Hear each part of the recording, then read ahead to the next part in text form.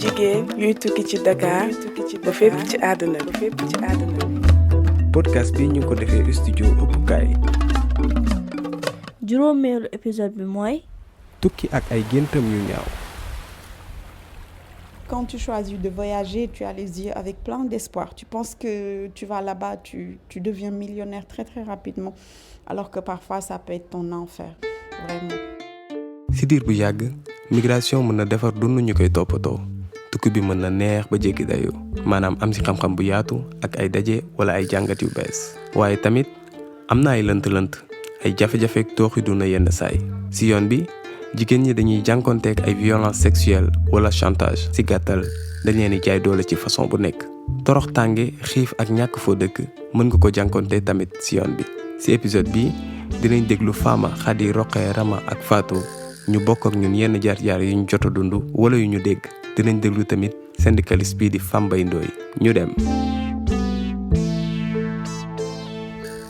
waaw bi ma àggee Maroc tamit ma woo sama copine bi mu ñëw jël si ma après si la may expliquer kër yi ni muy demee lépp da ngay cotiser da ngay participer ak yooyu noonu si laa leen expliquer ne leen man yoruma xaalis bi mais damay su ma liggéeyee dinaa mun di participer ñu ne ma amul benn problème. noonu ñu wutal ma liggéey Kër Naar bi ma demee Kër Naar liggéey mais doo lekk normal doo tëdd fu baax dangay sonn daal ñoom daal dañ lay jàppee comme esclave voilà noonu lañ lay jàppee.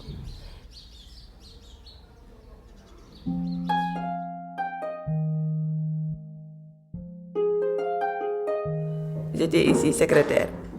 secrétaire laa woon fii bi ma demee foofu Maroc dama doon téye doom ndax sama benn xarit moo ma booleeg benn famille marocaine waaye bi ma yegsee dañu jël sama passeport doo am jotu sangu doo sax tala nelaw bu baax liggéey bi rek ngay toog même soo génnee ak chauffeur bi soo gisee sa mbokk sénégalais amoo droit wax ak ñoom li ñu ma doon tëj saa su ne daf ma doon merloo ndax liggéey boo xam ne doo noppalu te amoo droit wax ak ay nit loolu du liggéey.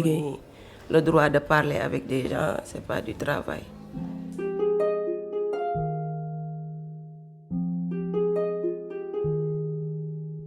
Il y a une fille qui m'a raconté que am na benn xale bu jigéen bu ma wax ne da doon liggéey ci benn kër naar boo xam ni patron bi moo ko doon forcer di ko tëddee bés bu jot ba pare di ko tiital naan ko bés boo waxee dama lay tëj lu kaso ndax boo demee di boole mën naa la sosal ni danga doon sàcc alors que dara amu ci loolu yépp ngir nga bañ a wax. tout ça pour que tu parles pas.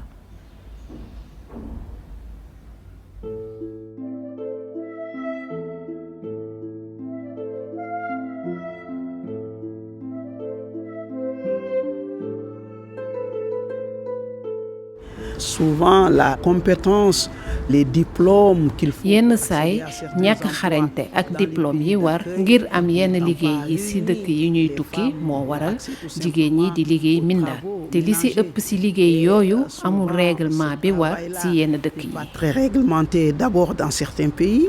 Si nous prenons l'exemple. suñu jëlee misaal ci dëkku naar yi foofu liggéey mindaan amul règlement moo tax mindaan yi dañuy topp bànneexu patron yi ñu leen di yooxu dafa dem ba mel ni dundinu jaam lañuy dund ndax amuñu àq ak yelleef amuñu benn liberté mënuñu moom seen bopp te yenn saay liggéey bu bari bi moo leen teree am seen fulla ak seen ngor ci gàttal. Le travail ne leur permet pas de garder leur dignité d'homme tout simplement.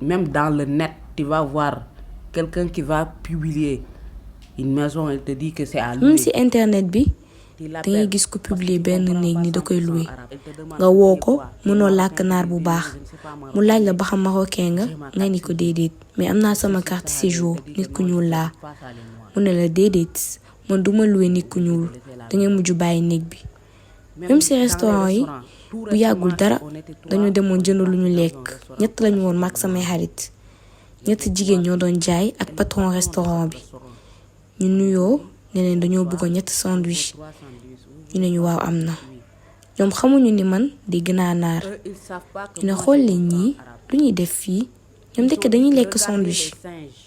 Qu'est-ce qu'ils font ici? Eux, ils savent manger les sandwichs.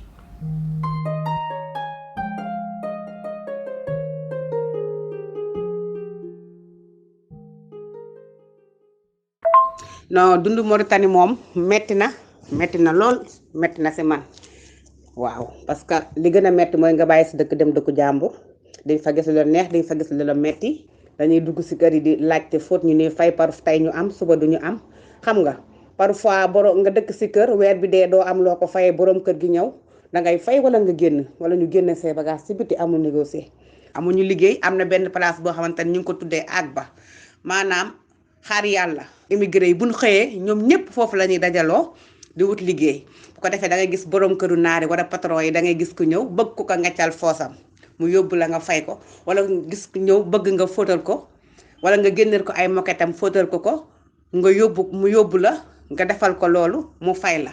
immigré yi fii loolu la ñuy dundee amuñu liggéey bu fixe amuñu liggéey bu baax si rawatina surtout ñun nit yi ñuul yi naar yi ay naaru xees yi ñun ay jaam lañ ñu jàppee bëtu jaam lañ ñuy xoole moo tax teguñu ko ñuy nit moo tax même buñ ñuy liggéeyloo sax duñu liggéeyloo liggéeyu nit te ñun mën ñu ko bañ a def parce que buñ ko deful duñu lekk buñ ko deful duñu naan buñ ko deful duñu fay lu yaas donc dañuy obligé def ko. immigré yi ni ñuy dundee fii moom metti na. yéen a ngi jóge déglu juróomeelu épisode bi nekk ci série de Dakar au bout du monde des femmes en migration maanaam jigéen yuy tukki ci Dakar ba fépp ci àdduna bi. podcast bi ñu ngi ko defee studio ëppukaay lëkkaloo ak fondation Heinrich Böll Sénégal. ñu ngi jaajëfal sunu seede yi di Fama Khady Rokhaya Rama ak Fatou duñu fàtte tamit syndicaliste bii di Fambaye Ndoye. épisode bi ci topp mooy les étudiantes étrangères à Dakar maanaam jàngkat doxandeem yu jigéen yi nekk Dakar.